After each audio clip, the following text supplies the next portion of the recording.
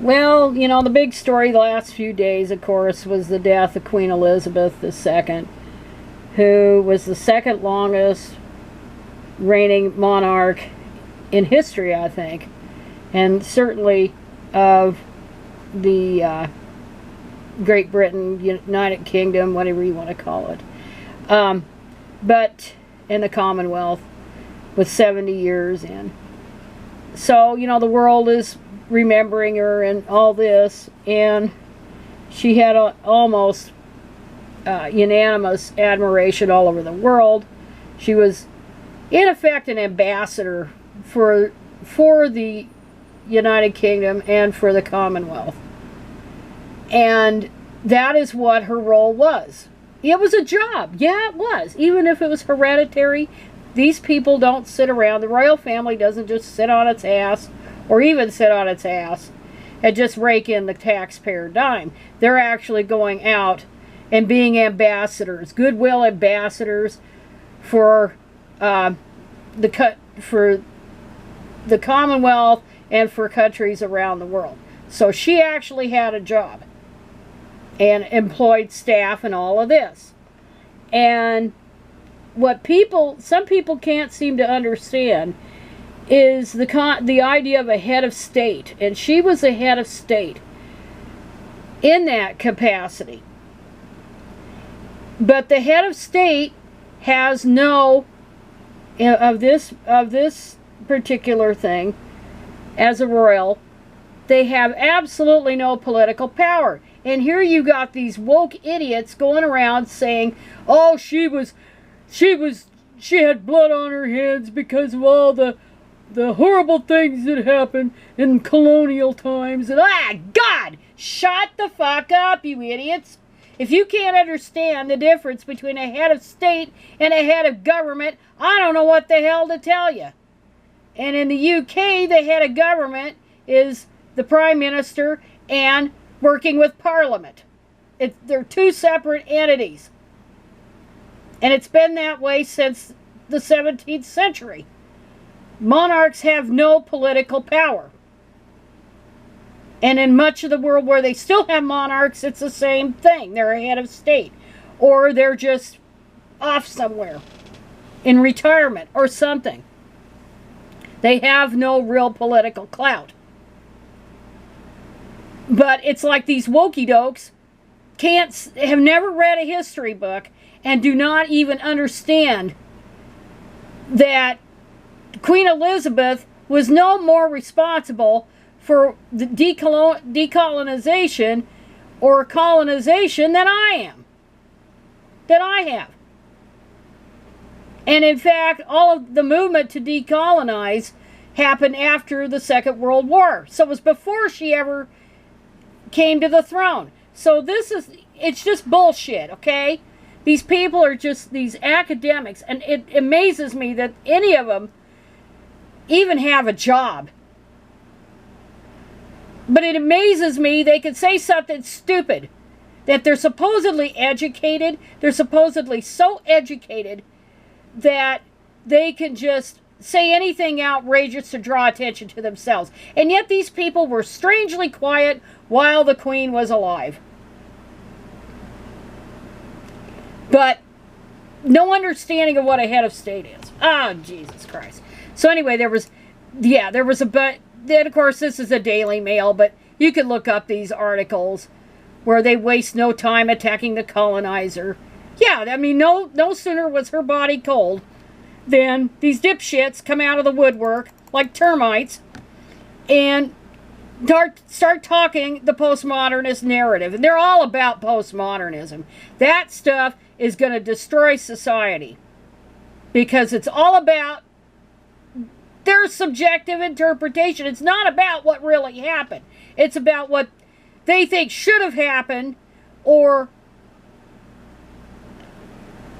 what they think things should have happened. And oh, how dare these people for being different, because they didn't have a crystal ball to see how things were going to be 100 years hence or 50 years down the road.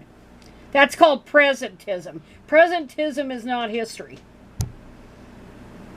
Critical race theory is not history. None of that shit is anything but a branch of postmodernism. That's all that crap is.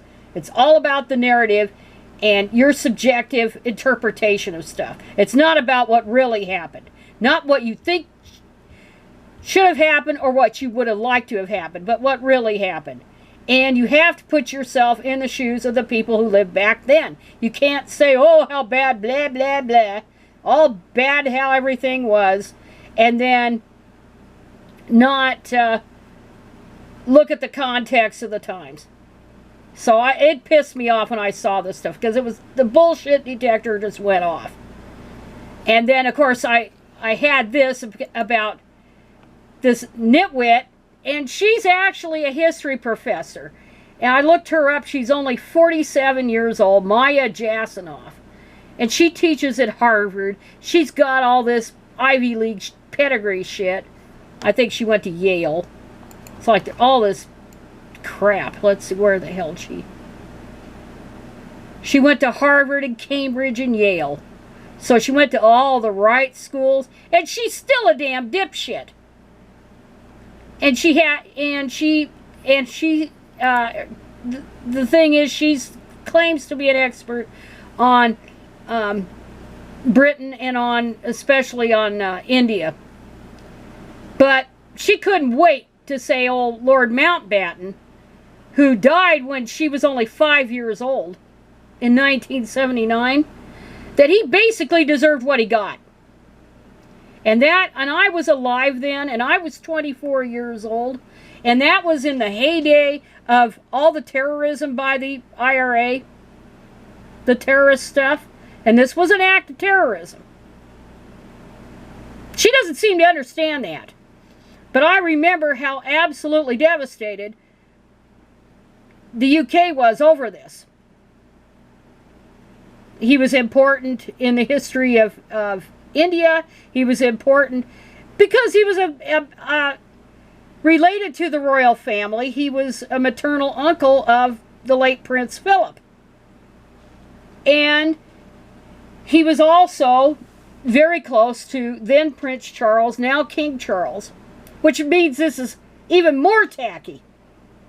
Realizing that the prince was king upon the death of his mother. You talk about having absolutely no concept of how it looks, any kind of self-awareness. But it's less her fault than it is the New York Times for publishing that goddamn shit. But anyway, Lord Mountbatten, of course, he was killed in his fishing boat, and there were a couple of others who died in that. He was very close to Prince Charles, and he was kind of like a second father figure to Charles. And Charles, he was close to him, and he looked up to him, and it was really hard on him. But Lord Mountbatten also gave him kind of some bad advice. Now, contrary to the narrative, the myth about Charles and Camilla, that he somehow had a hand in them breaking up, that wasn't the way it was. There were two factors that went on when they didn't get together then. It was three factors. It was the knowledge that he couldn't have married her anyway because she had a track record, right? And furthermore, he was only in his early 20s. He wasn't ready to get married. He was going into the Navy, and he was going to be gone. And then she was already involved with Andrew Parker Bowles. So her heart really didn't belong to Charles as much as Charles was stuck on her at that time. And so she ended up, and he went off to the Navy. She married Andrew Parker Bowles, and that was that. And that's why they didn't get together then. And so, but even then, Lord Mountbatten really didn't, he gave Charles some really bad advice about sowing his wild oats, that old saw. And Charles, and people are going to disagree with me, You know, but he was not naturally a womanizer. He really wasn't all that much of a chaser by nature. But here he, you know, because of this bad advice, he was out linked to all these different women.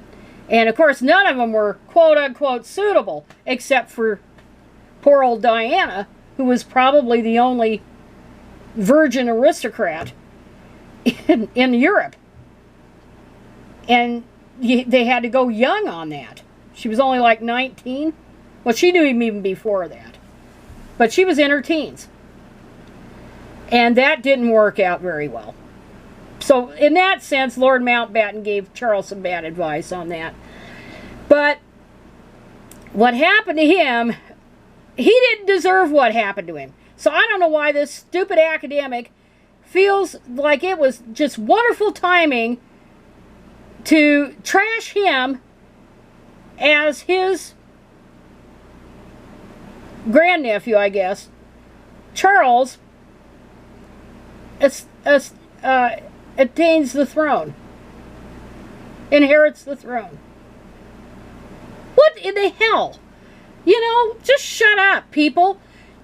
Everything is not about the narrative. It isn't, the world isn't all about racism and the bad white people and the virtuous people of color. It isn't all about that. Just shut up. If you can't, you know, the old adage is, if you can't say anything nice, don't say anything at all. And all of these woke idiots need to shut up.